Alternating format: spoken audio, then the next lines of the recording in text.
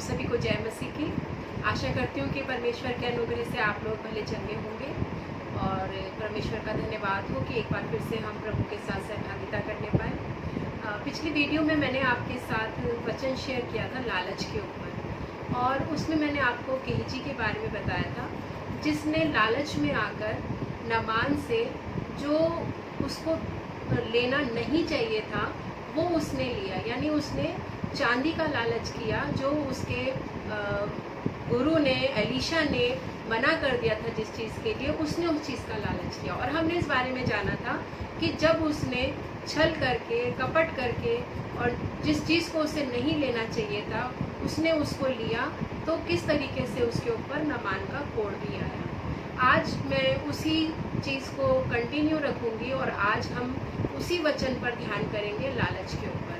क्योंकि हम लोग लालच को बहुत ईजिली ले जाते हैं। हम लोग लालच को एक बड़े पाप के रूप में नहीं देखते हैं। हम लोग सोचते हैं कि लालच कोई ऐसा बड़ा पाप नहीं है और इसकी काउंटिंग किसी बड़े पाप के रूप में नहीं होती। लेकिन अगर हम वचन पर ध्यान करें तो लालच एक ऐसा पाप है जो सच में हमसे ऐसे बड़े बड़े काम करवा देता है जो हम सोच भी नहीं पाते हैं। अगर हम बाइबल में देखें तो एक और व्यक्ति है जिसने लालच में आकर एक बहुत बड़े अपने अधिकार को खो दिया, और वो व्यक्ति कोई और नहीं, यीशु मसीह का एक चेला यहूदा इस्करियोती है। यदि हम वचन में देखें तो मत्ती उसके 26 चैप्टर उसके 14 वर्स में लिखा है, तब यहूदा इस्करियोती ने, जो 12 चेलों में से एक था, प्रधान याजकों के पास जाकर कहा, यदि मैं उसे तुम्हारे हाथ पकड़वा दूं तो मुझे क्या दोगे?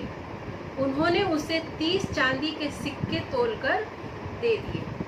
यहाँ हम देख रहे हैं कि यहूदा इस्करियोती जो एक साधारण मनुष्य था, लेकिन उसे कितना बड़ा सौभाग्य मिला कि वो परमेश्वर के पुत्र यीशु मसीह का शिष्य बना। 12 चेलों में से वो एक चेला था, लेकिन उसके जीवन में अगर हम देखें तो उसने धन को ज़्यादा इम्पोर्टेंस दी। उसने धन का लालच किया, उसने चांदी के सिक्कों का लालच किया, जिस तरीके से गेहजी ने चांदी का लालच किया। यहाँ हम देख रहे हैं कि यहूदा इस्करियोती ने भी लालच किया, और वो वहाँ जाकर क्या कह रहा है कि यदि मैं उसे तुम्हारे हाथ, यानी यदि मैं यीशु मसीह को तुम्हारे हाथ पकड़वा दूँ तो मुझे क्या दोगे? कई बार हम लोग भी यही सोचते हैं कि अगर मैं ऐसा कर दूं तो मुझे क्या मिलेगा, और हम लोग लालच के वश में आकर कुछ ऐसे काम कर जाते हैं जो हमें नहीं करने चाहिए। जिस तरीके से हम यहाँ पर यहूदा को देख रहे हैं कि इसने प्रभु यीशु मसीह को 30 चांदी के सिक्कों के बदले में पकड़वा दिया। तो लालच एक ऐसी बला है, एक ऐसी बुरी बला है कि वो हमसे बड़ी बड़ी आशीषों को छीन सकती है। जिस तरीके से यहूदा ने एक बहुत बड़ी आशीष को अपने ज़िंदगी से उसने जाने दिया, और हम देखते हो कि उसका अंत क्या हुआ। जिस तरीके से गेहजी का अंत हुआ कि उसको और उसके वंश को नामान का कोढ़ मिल गया, वैसे ही जो यहूदा इस्करियोती है, लालच के कारण उसका अंत क्या हुआ कि जब उसने देखा कि सच में यीशु मसीह को दोषी ठहराया गया है, और उसे पता था कि यीशु मसीह दोषी नहीं है, लेकिन उसके बाद उसे पछतावा हुआ और उसने अपने आप को फांसी लगा ली। तो यहाँ हम देखते हैं कि दुष्ट पहले हमारे मन में लालच डालता है, और लालच डालने के बाद वो किस तरीके से हमारे जीवन को अंत की ओर लेकर जाता है या हमें विनाश की ओर लेकर जाता है। और जिस तरीके से हमने वचन में देखा था कि जो आज्ञा है कि तू लालच मत करना, ना तो किसी की स्त्री का लालच करना, ना किसी के पशु का लालच करना, और किसी भी वस्तु का लालच मत करना। हमने इस बात वचन पर ध्यान करा था, जो 10 आज्ञाओं में से एक आज्ञा है। और यहाँ पर हमने इस बात को हम देख सकते हैं कि यहाँ पर लिखा है कि तू किसी की स्त्री का लालच ना करना। तो स्त्री का लालच ना करने का मतलब क्या है? कई बार हम किसी की स्त्री का, यानी कि हम उसको देखते हैं और हम अपने मन में एक लालच लेकर आते हैं कि काश ये स्त्री मुझे मिल जाती। अगर हमारे पास एक बहुत अच्छा एग्जाम्पल है बाइबल में से दाऊद का। दाऊद जो था उसको युद्ध में होना चाहिए था। अगर हम दूसरा शमूएल उसके 11 अध्याय को पढ़े तो वहाँ हम इस पूरे वर्णन को पाते हैं कि दाऊद को उस समय युद्ध में होना चाहिए था, लेकिन वो उस युद्ध में नहीं और वो अपने घर की छत पर जब वो टहल रहा था, अपने महल की छत पर जब वो टहल रहा था, तो उसने बतशेबा को देखा जो किसी दूसरे की पत्नी थी, और उसने उसको उसके मन में क्या हुआ, लालच आ गया कि ये मुझे मिलनी चाहिए। और हम देखते हैं कि किस तरीके से उसने बतशेबा को बुलाया और उसके साथ वो सोया और वो गर्भवती भी हुई। और ये लालच जो है, जो दूसरे की स्त्री का लालच है, ना केवल उसने एक गलत काम किया बल्कि उसके पति की हत्या भी उसने करवाई।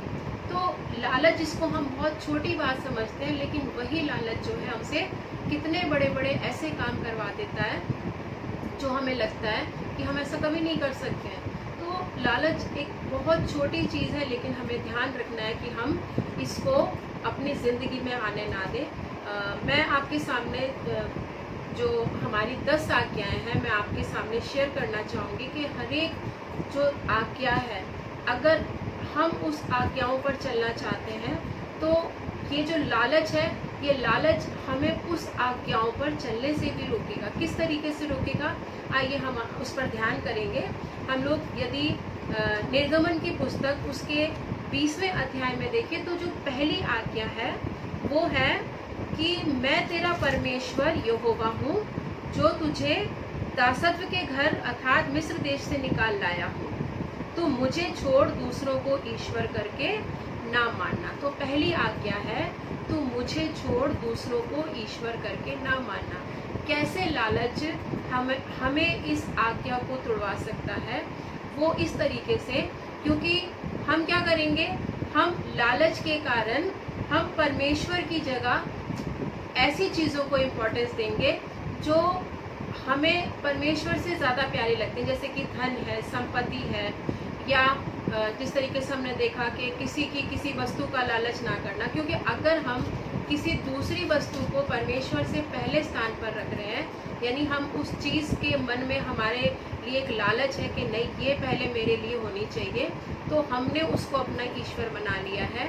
तो इस तरीके से हम उस पहली आज्ञा को तोड़ रहे हैं। और दूसरी आज्ञा है, तू अपने लिए कोई मूर्ति खोद कर ना बनाना, ना तो किसी की प्रतिमा बनाना। और आगे लिखा है, और ना उसको दंडवत करना। यदि हम इफिसियों की पुस्तक उसके 5वें अध्याय के 3 से 5 पद को पढ़े, तो यहाँ लिखा है, जैसा पवित्र लोगों के योग्य है, वैसा तुम में व्यभिचार और किसी प्रकार के अशुद्ध काम या लोभ की चर्चा तक न हो। और आगे लिखा है, क्योंकि तुम ये जानते हो कि किसी व्यभिचारी या अशुद्ध जन या लोभी की जो मूर्ति पूजक के बराबर है, मसीह और परमेश्वर के राज्य में मिरास नहीं।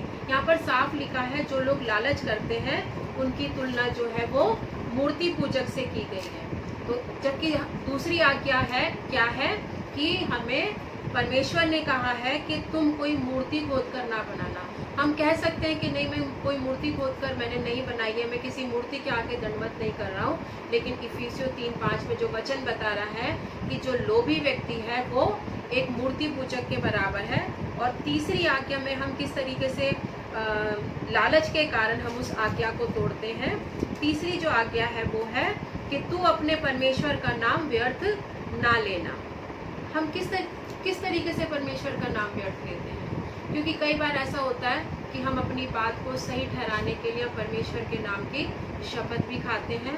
और उस कंडीशन में कब होता है, क्योंकि जैसे मैंने आपको पहले वर्ष में बताया, जो पहली आज्ञा है कि जब वो चीज़ परमेश्वर से पहले हमारी लाइफ में होती है, तो हम उस चीज़ को सही ठहराने के लिए, क्योंकि एक हमारे मन में लालच है कि वो चीज़ कहीं मुझसे दूर ना हो जाए, और हम उसकी वजह से हम परमेश्वर की शपथ भी खाने से नहीं बचते हैं। हम परमेश्वर के नाम की शपथ भी लेते हैं, परमेश्वर के नाम को हम व्यर्थ में लेते हैं। तो इस तरीके से हम तीसरी आज्ञा को तोड़ते हैं। चौथी आज्ञा है, तुम विश्राम दिन को पवित्र मानने के लिए स्मरण रखना।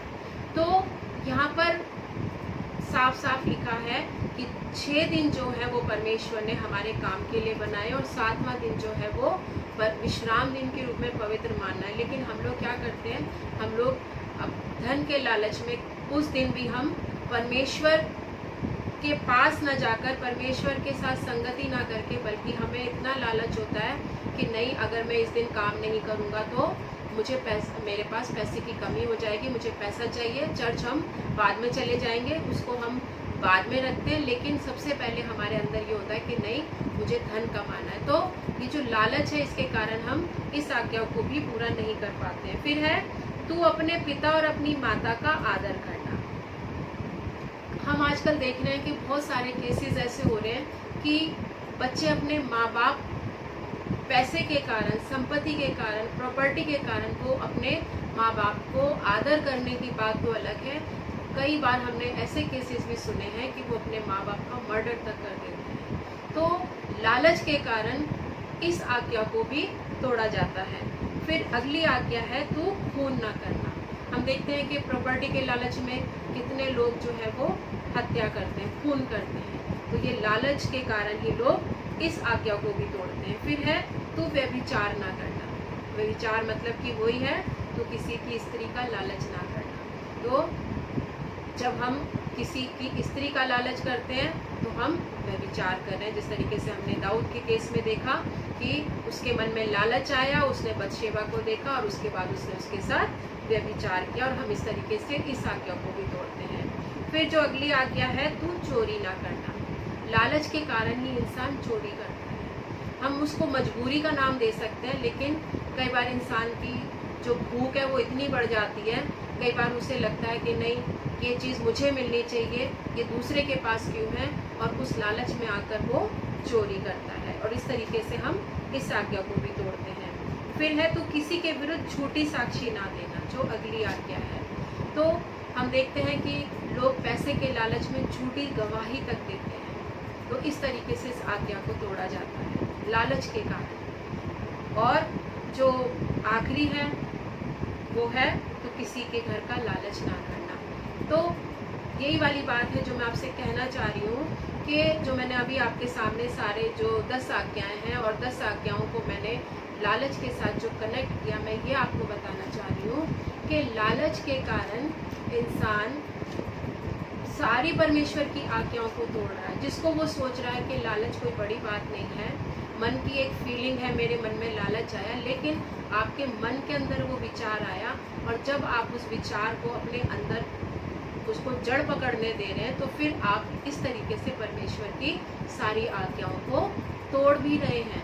तो इससे पहले कि हम इन गुनाहों में पड़े, हम इन पापों में पड़े, हमें संभल जाना है कि अगर मेरे अंदर कोई भी लालच की भावना आ रही है तो मुझे उसको बढ़ाना नहीं है, मुझे उसी समय उसको अपने अंदर से उसको निकालना है।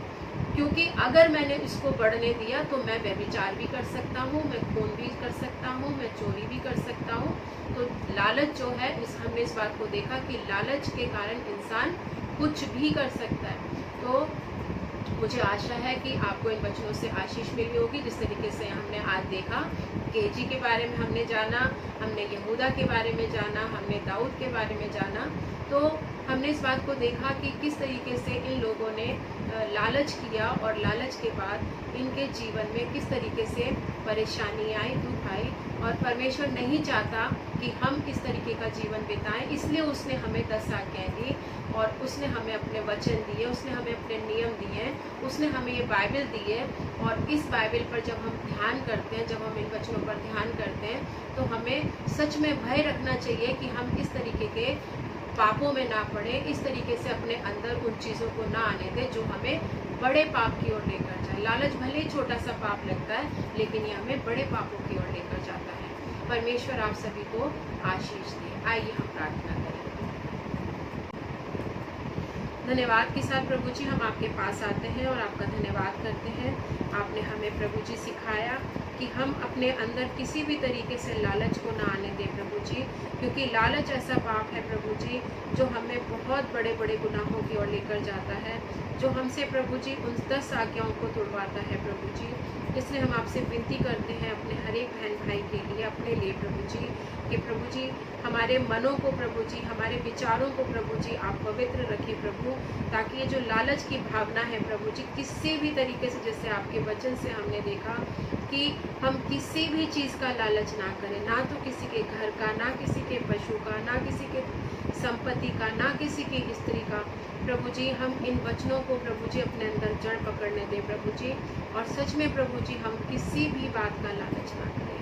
हम अपने सभी बहन भाइयों के लिए आप आपसे आशीष मांगते हैं और विनती करते हैं प्रभु जी आप हर एक की ज़रूरत को अपने स्वर के भंडार से पूरा करें। धन्यवाद के साथ इस प्रार्थना को प्रभु यीशु मसीह के नाम से मांग लेते हैं, आमीन। जय मसीह।